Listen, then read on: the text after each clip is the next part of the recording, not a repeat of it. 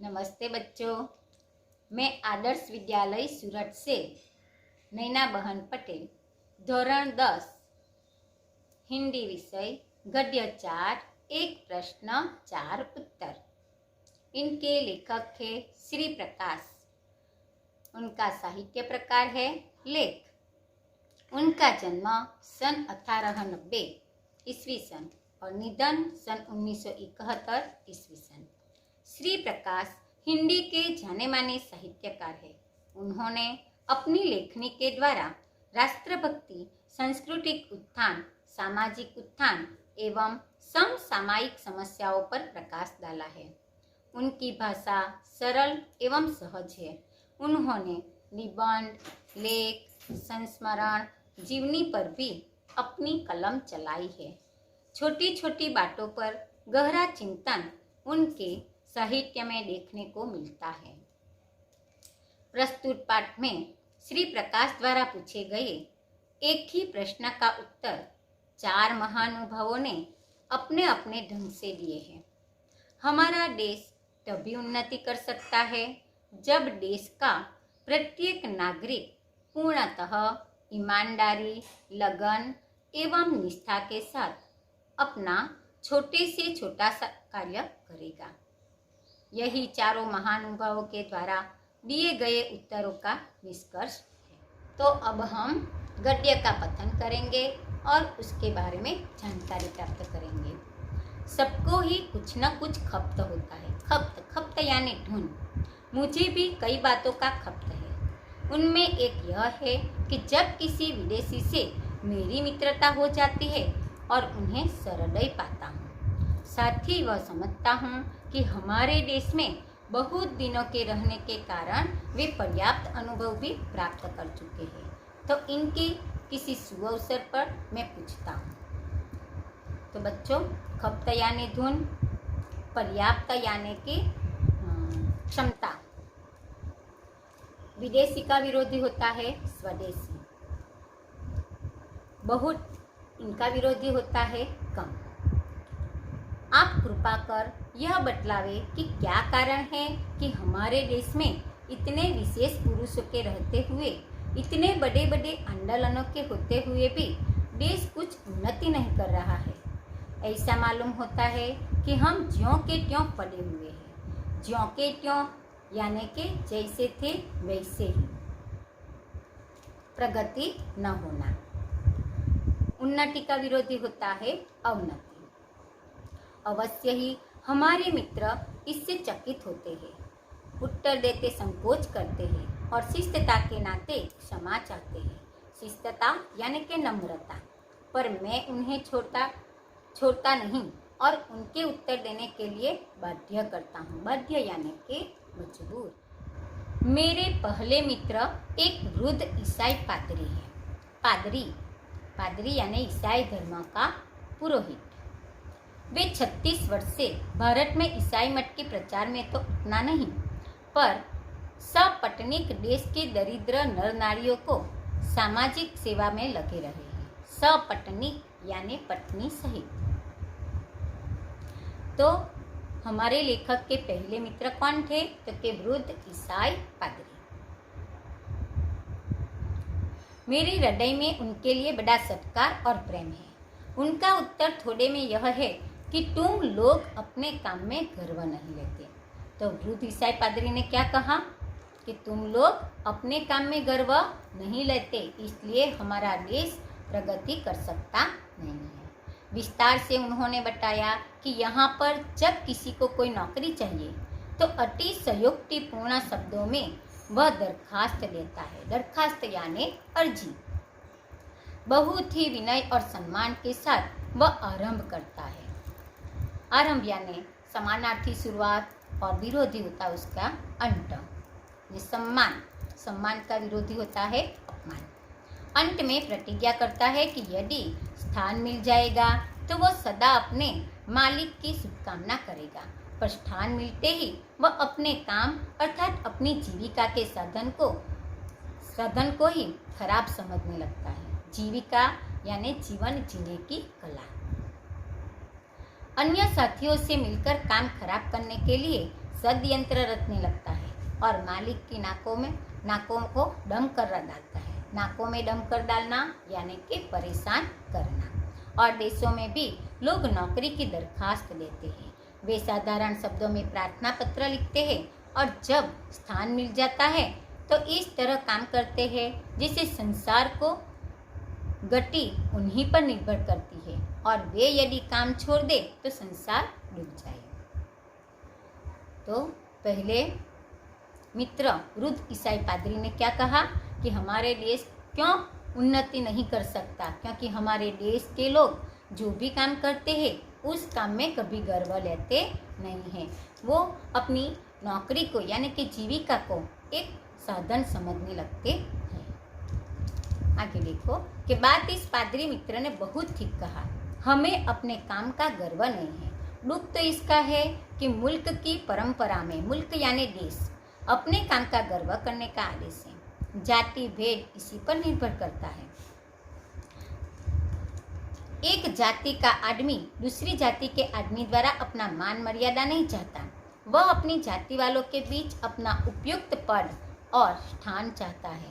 वह अपनी जीविका के साधनों का बड़ा आदर सत्कार करता है। बढ़ई यानी कि कारपेंटर अपने औजारों की और दुकानदार अपनी बहियों की निश्चित तिथियों पर पूजा करता है। पर लंबी दास्ता यानी कि गुलामी के कारण हम अपनी परंपरा को भूल गए हैं। हम अपना काम छोड़कर दूसरों का काम उठाते हैं, एक काम छोड़कर दूसरा काम लेते रहते हैं। हम अपनी असफलता का दोष दूसरों को देते हैं। स्वयं यानी कि खुद दुखी रहते हैं, दूसरों को भी दुखी करते हैं। कोई काम ठीक न कर सकने के कारण अपने को खराब कहते हैं, काम को भी खराब करते हैं। स्वधर्म निधन श्रेय यानी कि अपना धर्म या कर्तव्य करते हुए मर जाना ही श्रेयस्कर है। श्रेयस्कर यानी सर्वोत्तम। यह आदेश हम भूल गए। हम अपने काम में गर्व नहीं लेते। दूसरे मित्र एक वृद्ध सरकारी कर्मचारी ICS के सदस्य हैं। 30 वर्ष से अधिक भारत में गवर्नमेंट की नौकरी कर हाल में पेंशन लेकर वापिस स्वदेश गए। न जाने कैसे मेरी उनसे बड़ी मैत्री हो गई। वही सवाल मैंने उनके सामने पेश किया। उत्तर मिला, तुम लोग जिम्मेदारी नहीं समझते। तो लेखक के दूसरे मित्र ने इस प्रश्न का उत्तर क्या दिया कि तुम लोग जिम्मेदारी नहीं समझते, यानी कि हमारे देश के जो लोग हैं वो लोग जो कार्य करते हैं वो कार्य अपनी जिम्मेदारी समझकर करते नहीं हैं। विस्तार में इसका अर्थ यह है कि व्यक्ति का समष्टि की तरफ जो कर्तव्य होता है उसे हम नहीं जानते। जो काम उठाया उसे करना चाहिए, यह गुण हम भूल गए हैं। बात तो सही है कि हमारे देश के जो लोग हैं जो कार्य करते हैं वो कार्य अर्थ समझकर करते नहीं है। किसी को किसी पर विश्वास नहीं रह गया है। खाने की दावत हो तो न मेजबान को यह विश्वास है कि मेहमान समय से आएंगे, न मेहमान को विश्वास है कि समय पर जाने से खाना मिल जाएगा, न गृहस्थी को विश्वास है कि धोबी और दर्जी वायदे पर कपड़े ले जाएंगे, न धोबी और दर्जी को विश्वास है कि हमें समय से दाम मिल जाएंगे। तो क्या कहते हैं कि हमारे देश के लोग जो है वो कोई भी काम पर जिम्मेदारी रखते नहीं है। रेलगाड़ी पर चढ़ने वालों को यह विश्वास नहीं कि पहले से बैठे मुसाफिर उन्हें स्थान देंगे।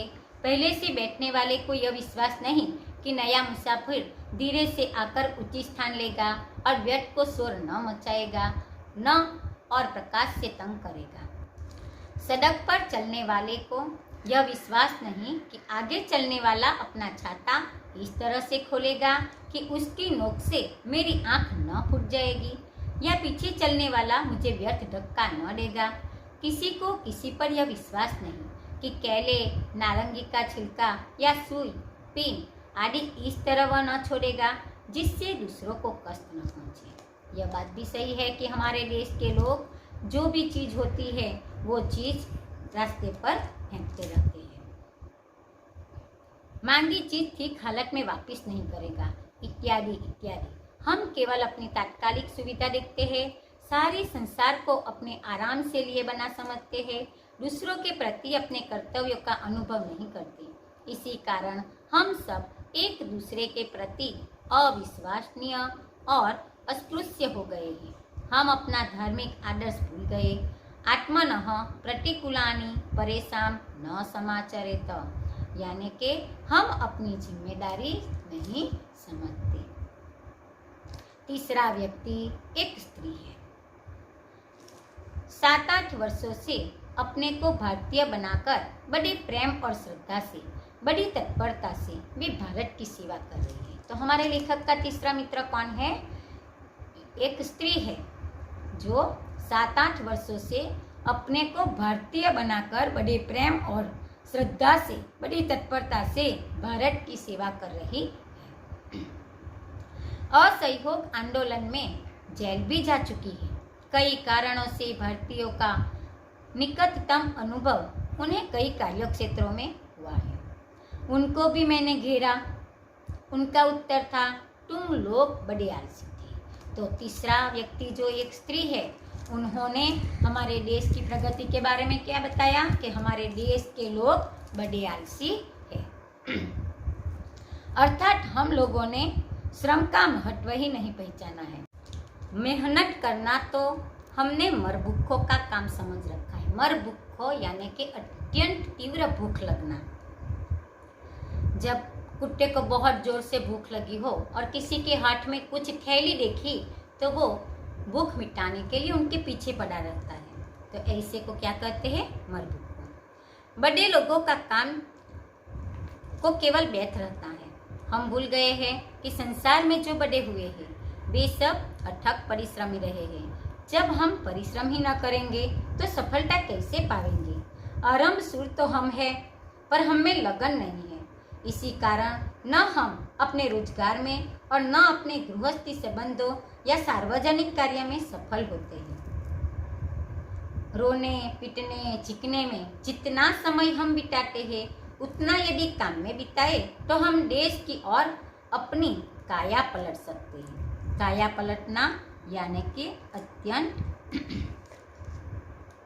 सफलता। काया पलटना यानी कि देश को बदल देना। हम लोग बड़े आलसी। चौथा व्यक्ति एक बड़ी वृद्धा स्त्री थी। वे संसार में प्रसिद्ध थी। मेरे कुल से उनका बड़ा प्रेम था। कुल यानी कि परिवार। मेरी पितामही तुल्य थी। पितामही यानी कि पिता की माता। उनको भी मैंने तंग किया। तंग यानी परेशान। आपने तो अपने 40 वर्ष हमारे देश की विविध सेवाओं में लगा दिए हैं। आपको बतलाना ही होगा कि हमारा क्या दोष है जिससे हमारी उन्नति नहीं होती। थोड़े में उनका उत्तर था, तुम लोगों में उदारता नहीं है। तो चौथी व्यक्ति ने क्या जवाब दिया कि हमारे देश के लोगों में उदारता की भावना नहीं है।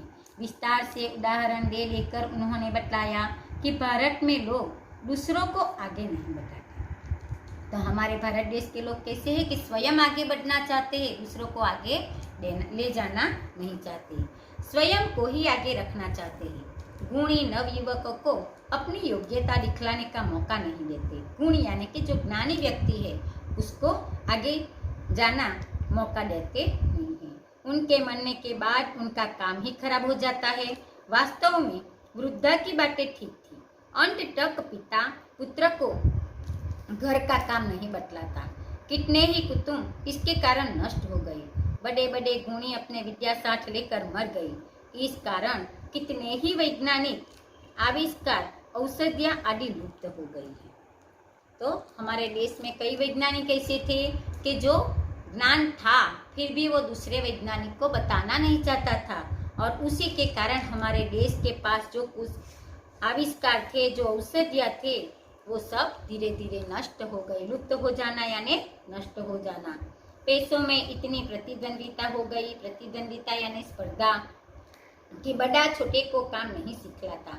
सार्वजनिक जीवन में तो इतनी विपत्ति दिख पड़ती है कि चित्त व्याकुल हो जाता है। कितना काम बिगड़ता है, इसकी तरफ ध्यान नहीं दिया जाता। तो चौथी वृद्ध व्यक्ति ने क्या कहा कि हमारे भारत देश के लोग में उदारता नहीं है।